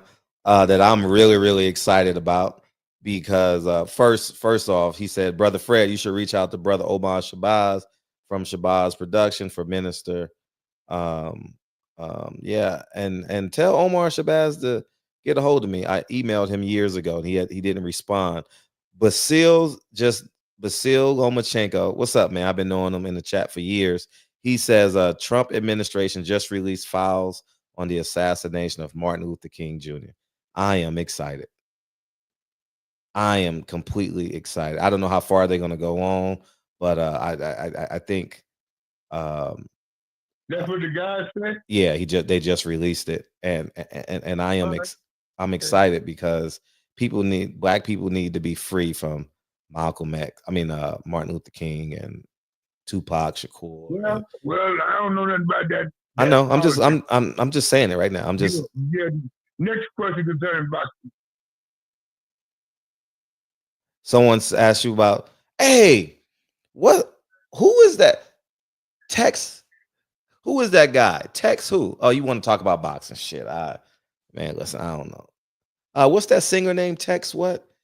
The feud between him and James Brown. I saw something online. I was like, maybe Mr. Muhammad knows about that. Joe Tex, yes. Joe Tex and James Brown. Do you know the story behind that? No, I do not. Oh, okay. I was just curious because I saw someone did like a Instagram video on it, and it kind of. I knew both of them personally, but I don't know nothing about their business. Joe Tex was in the Nation of Islam. I don't know about no beef. Was Joe Tex in the Nation of Islam? Yes, he was. Out of what? He was. Out of what temple? I think out in California, I'm 27. Oh, okay. No, that's. Hey, tell me something. What's your favorite flavor cocoa? Because I can't wait to get one when I go to New York. Is it cherry? Is it pina colada? Banana. Huh? Rainbow? Banana. Rainbow. Banana or rainbow? What? Banana or rainbow? Yeah. Nah, I am a cherry and cocoa guy, like pina colada. Next question on boxing. I had a question on boxing, and you made me forget about it because I deviated like most Nation of Islam members did. They deviate. Oh man, I had a question and it slipped my mind. Oh, okay. So how many buys do you think Carissa Shields will do? I don't know and don't care. How many people you think will attend Carissa Shields event? I don't care, Fred. I ain't getting no check. You know who's fighting on that card as the co-main event? You know who's about Top Rank show. Do you know who's fighting on? Tony Harrison is fighting on that undercard. In case whatever he fight. I ain't getting no check. Yeah, in case. Next question, Fred, on something important in boxing from one of the fans. Let's see. What question? I didn't even know Tony Harris was still around. Yeah, he's fighting. He's the co-main event. So I believe on Carissa Shields' card. Yeah. What question? Oh, I'm gonna be so mad when I hang up with you and I forget to ask this question. My gosh.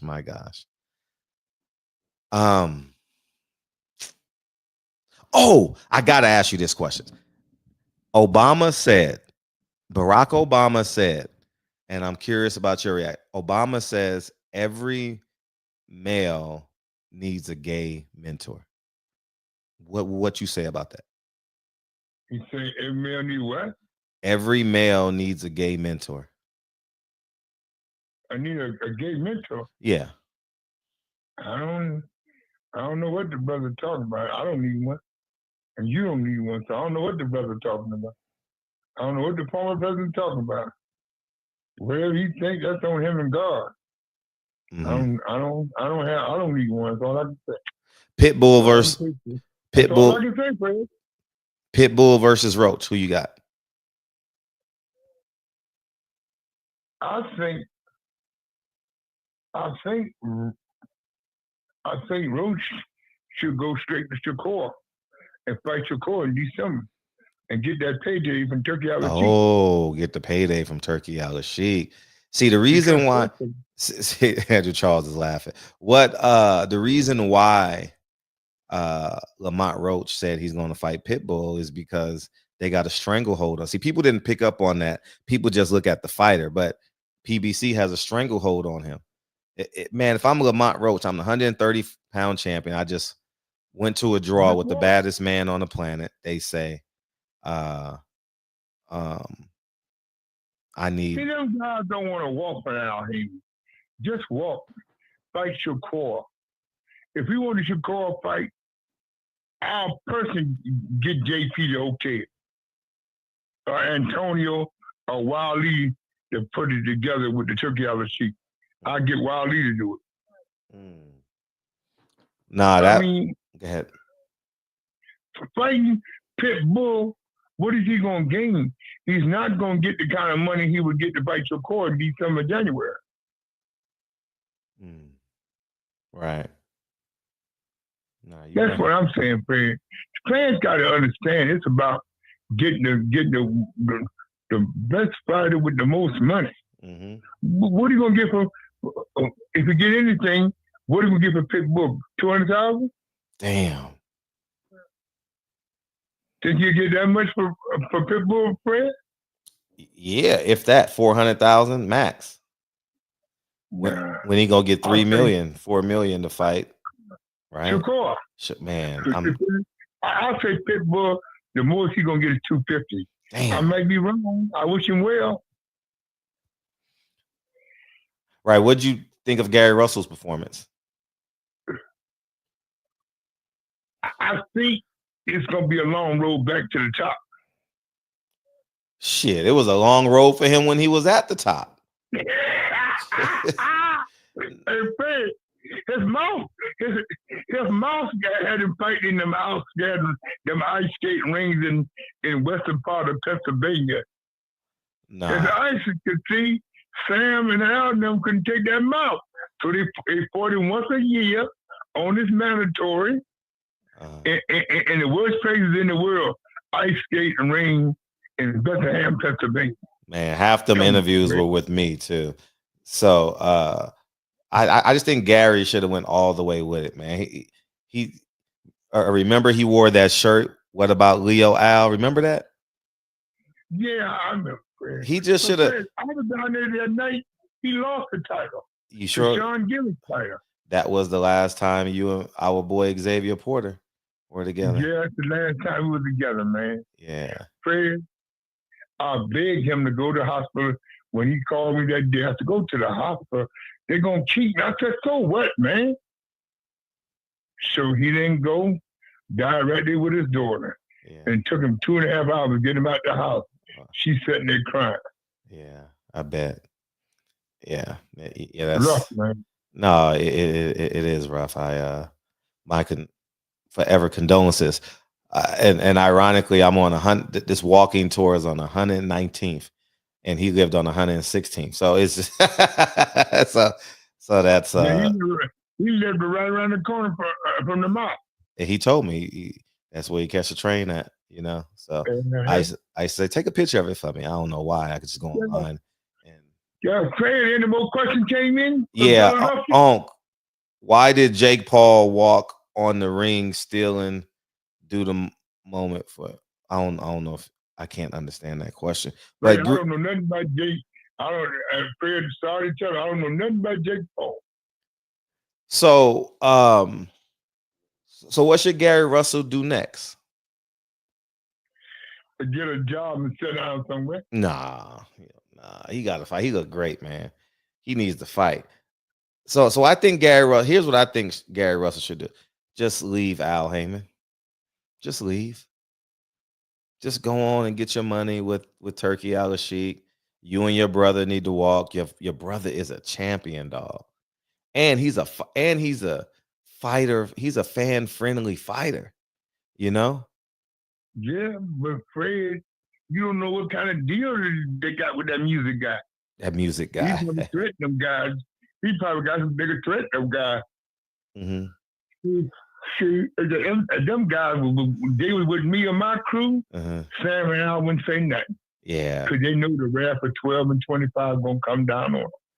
All right, Mr. Muhammad just gave the warning sign. His engine light done came on. I'm just yawning, man. I know, but your enthusiasm done dropped by like 70%. It dropped because your sign ain't ringing.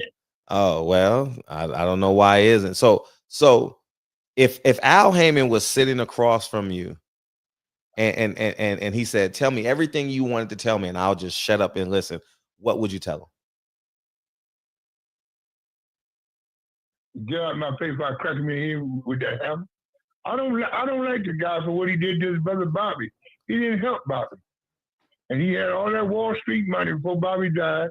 He didn't help his brother. Elaborate on that. Why? Can you explain? Because I don't know that story. No, we helped. The bottom line is we helped Bobby. His brother didn't help him. Ain't nothing to elaborate on. He didn't do nothing for his brother.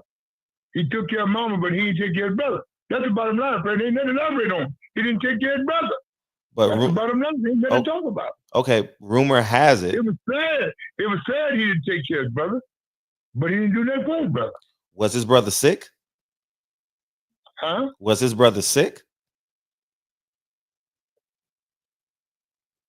From my understanding, Bobby got sick after he retired, 24-8. Don had a title lined up for it. At least Don had a shot lined up at Julian Jackson for it, because we had Julian Jackson, and Carl was his manager. But that's why I cut the name the Hollywood Charade. That's what I say. I wouldn't talk to her. I wouldn't talk to him without Sam Watson, because I trust Sam. Fred, I don't trust no corporate guy, even the one in my own family, because they think they're slicker than the guys from the corner. Who's more slicker, a white collar criminal or a renegade Muslim on the corner? Who's better? I don't know, Fred, but I will know that them corporate guys are real slick. They'll sell you a ice cream in a frying pan. At least you try. So, Fred, what's next on the list? Is there any more questions from Philadelphia? The city of brotherly love? Is it true Ali turned down the Foreman rematch? That's what they're asking. Truth keeper. No, not to my knowledge. Okay. Not to my knowledge. Gary and Tank in the DMV. What you think about that? Gary who? Gary and Tank in DMV. Tank Davis. That's what I was going to ask you about, Tank Davis. I'm glad you brought that up, Truth Keeper. Gary Russell versus Tank Davis. What do you think? When now, I want Tank to get out of jail. And that's what I was going to ask you. Do you think he's going to get violated? I think that female judge in Baltimore is going to violate him. He might get a slap on the wrist in Miami, but the lady in Maryland, she's sick of him beating up women. And these women that love Tank, go to Tank fight, they should boycott his fight. Here's a guy beating up your fellow sister, and y'all want to go see him, put on your tight dress, put your weaves on, and go see this guy, and he beat up women? They got to be the dumbest women in the world.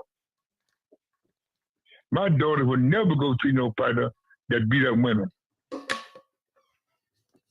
They be finding a way to try to beat him up, her and her girlfriend.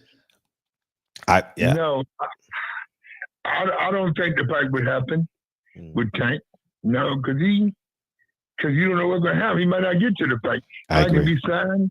A girl might get on his nerve. He punch her, and it ain't gonna be no same with situation with the Roach fight. Yeah, man, it's he'll money away from getting a few million. Then he gonna punch the girl. So now it ain't no fight. Yep. Fight says Rat John Ali, your favorite, my friend, and your favorite rat, John Ali. Okay, greetings. Bobby Boogaloo Watts and Eugene Cyclone Hart were the first two fighters to beat Marvin Hagler. What happened to them? Cyclone Hart, I would like to know. Cyclone is sick. I haven't talked to his son, just a Hart. Last I heard, Boogaloo still in the gym down there on 9th Street in South Philly, 9th and Pacquiao.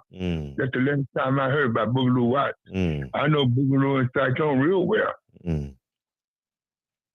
Wow. Can you ask him about Grandmaster Moses Powell, who started off as a boxer in New York in the early 50s? I don't know him. Okay. Yeah, I don't. And but yeah, so I got a bunch more videos that I'll be dropping on Captain Leon Muhammad. He's exhausted. He ain't answering no more questions, and that's fine. I said I don't know the guy. No, I know. But you're I don't know. Okay, and that's fine too. You people think I know everybody. Well, I mean, you said everybody know me. I know, yeah, everybody know me from the Hearts and Flowers. Okay. Hearts and Flowers. So Next question, I need to make a soundbite for that. Hearts and Flowers. Oh, you shout out, Fred. I do. I need to make a. All right. It dang no, it's not coming in on. Southern Player 99 says, if Elijah was guilty of all those shenanigans, why do guys still call him honorable? Well, let me answer that. Some guys think he's honorable. Some guys think he wasn't. He should address that question to you because you wrote the movie. And you interviewed a lot of them guys. Right. That was in the first resurrection. Right. Like the national secretary. He should address that question to the national secretary instead of to me. Right. Yeah. You actually have physically touched the people, hung out with the people that I actually interviewed. So I think you're better suited to answer this question than me. I would be like a secondary reference. And I don't mind answering the question. I didn't answer this question too many times to count. But why do people from the first resurrection still call him honorable? First of all, yes, go ahead. First of all, I don't know. First of all, he was honorable to the religion. Might have been not honorable in his personal life, but he was honorable to the religion that he believed in and the religion that he taught. He was honorable Elijah Muhammad for what he believed, what he taught. His personal life, I don't know nothing about it, anything, but that's what I think. Now, other people might have opinion on this line, on the chat, but that's what I think. And a lot of people call me Elijah. A lot of people stop saying the most honorable Elijah Muhammad. I know a lot of people don't call him the Holy Apostle no more. Yeah, that's what I think.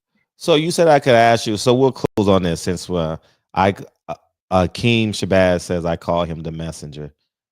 What was his message, by the way? Like if Brother Fred, how do we get the movie? I'm actually going to drop 9 Wives next month, so it'll be on YouTube, so y'all don't have to worry about that. What was his message? What was if you can encapsulate Elijah Muhammad's message? What was his message? His message was black man do for self. Stand up and be accountable for. Be honorable. No adultery. No drinking. No fornicating. Stand up, do for self. Create your own empire. That's what the message is. Okay, I get that, and you should have saw my face as you was listing off the characteristics of his message. He said he still call him the messenger, right? Right. What he just said? Yeah. He still call him the messenger. Some people still call him the dear Holy Apostle. I like the message. I mean, the message sounds great. The message, as it stands alone, sounds great. Sounds honorable. Let me see if anybody contributed before we got off. No one has contributed on my Cash App, so nobody has logged in. But Brother Leon is correct again. Do you think Malcolm X would have gotten black people reparations or have aided? I think he would have worked hard at his best to get it. Right. Do you think black people deserve reparations? We deserve a lot more. We deserve a lot more. Right. 400 years of oppression. Right. Right. Now, your grandmother was a slave, correct? My great grandmother. Okay. Did you ever meet your great grandmother? Yes, I did. I was little, Fred. Okay. She died when I was about 6. Oh, okay. Okay. That's when my great grandmother passed away too. I was about 6. So I was just curious. Maybe you had a story on this, so we can close. Now you got to accept the fact. Now. I had more stories on my old uncles that stayed around to their 90s than I do that was in slavery. Than I do my grandparents.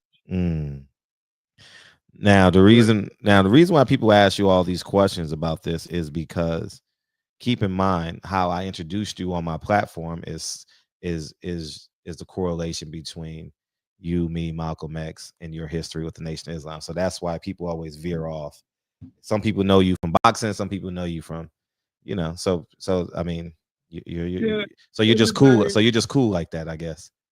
I guess because God has blessed me to meet a lot of people down through the years. You have met a lot of people, dog. Every name I cast off, you know something about, except the San Diego Clippers.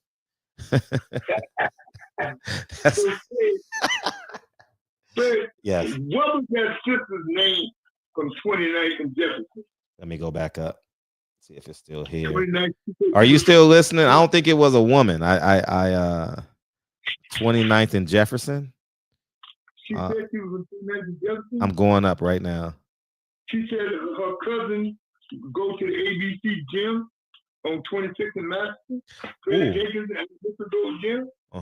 I'm going through right now. So George Luckett, I'm looking for it in the chat. George Luckett said, Brother Leon is correct about Minister Presser. I served under number 12 out of Harrisburg, PA from 65 to 74. Do you know him? Yeah. He was in Harrisburg. That was part of number 12. Wow.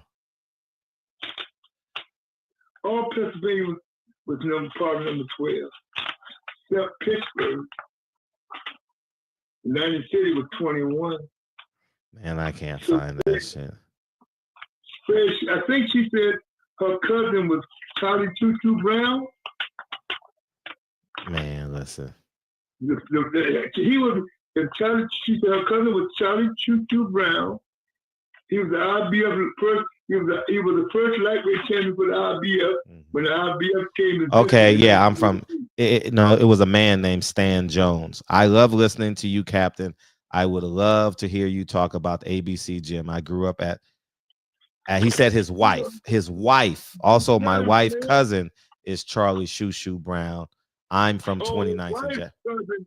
His wife's cousin is Charlie Choo Brown. Yes. Oh, the former champ of the world. Yes.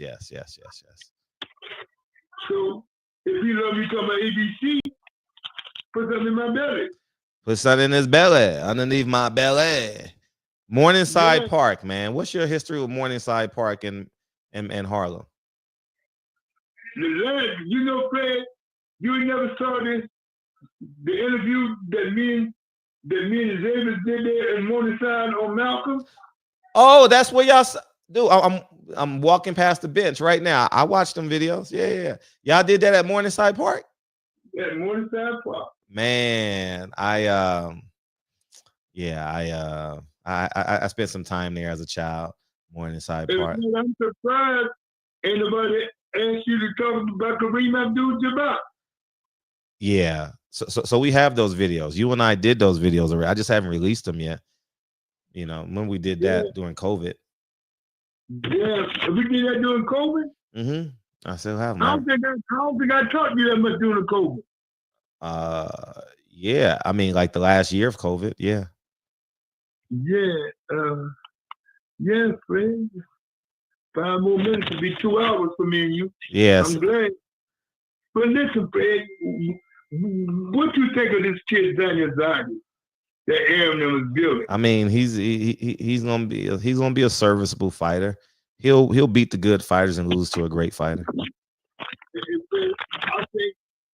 I think if he lives right and don't and stay focused, the theater can be his house. Yeah, for sure. For sure he could. It can be his house. Speaking of that, yes, go ahead. No, I'm asking you about the house. What do you think? Yeah, he could sell 8,000 tickets for sure. Yeah. He could sell 8,000 tickets in his sleep. You know, the knockouts he been getting. Come on, man. Hey. And Brad Goodman's been getting him some good journeyman. Right. And that's the ticket. You got it. Now you got it nailed down. So let's end on this. Since I'm watching this walking tour through Morningside Park, Matthew Saeed Muhammad. You know who that is? Matthew Saad Muhammad. Matthew Saad Muhammad. Thank you. The former light heavyweight champion of the world. Yeah. Yeah. The former WBC light heavyweight champion of the world, known as Matt Franklin, was found by some nuns in the Ben Franklin Bridge. Mm-hmm. So we're walking through Harlem, and if you could take your time and give us a Hector Macho Camacho story, let's end on a Hector Macho Camacho story. Since walk us through Harlem, you and Hector Macho Camacho on the 113th. Take us through that. Or 114th. You don't? Oh man, you don't know him? I know people that work with him. Oh, okay. Because I used to see him come in the office. I never really talked to him. Okay. I didn't like guys that showboat. Really? All that flash. I didn't like that flash. See, you gotta remember the era I come from. Old players and old gangsters was low key. Right. He's a nice guy to the secretary. Always bought him lunch. He was good. Mm-hmm. He was good to people in Don's office in New York. But he just wasn't my kind of guy. I know who he was. He knew who I was. Okay. But I just didn't deal with him because I didn't like that flash. Okay. Now, I was more with Chapo Rosario because he was with Bill Casey. Okay. And Jim Jacobs. Okay. Because he was low key. He just had a drug problem and killed himself, Chapo Rosario. Okay.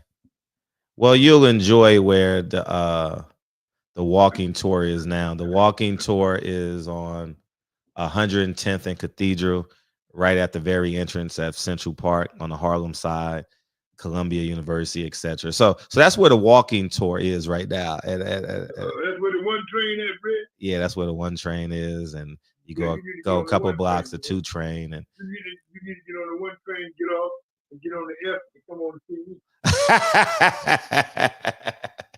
Hey, all right. So let's end on this, man. Malcolm Jamal Warner passed today at 54 years old.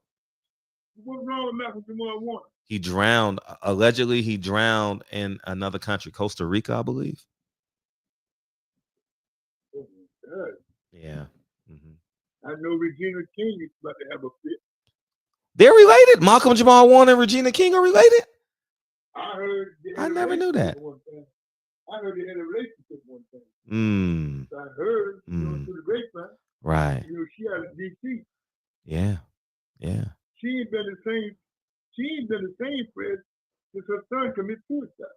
Right. Regina King, she ain't been the same, man. Yeah. I know how that feels losing a child. I don't know two. 2 daughters. I know how that feels. Yeah. Never get over it. Wow. Brother, 2 hours. 2 hours and 12 minutes, Fred. Yeah, was Elijah Muhammad a kafir? What's a kafir? A kufar. A kufar, what is that? That means he didn't teach Islam. Oh. That means he didn't teach the religion. Okay. He taught Islam. Okay, got that. That means what he thought of Islam, Fred. And what you say to that? Yes or no? Was he a I say he didn't teach Islam. He never said he can't teach Islam. He said, I came to clean you up. Clean you up. One will come after you, Okay. after me, and will take you to Al Islam. And the man walked through Muhammad, took us to the Sunnah, near Allah grant in paradise, and forgive them for all their sins. Amen to that. And forgive you of your sins.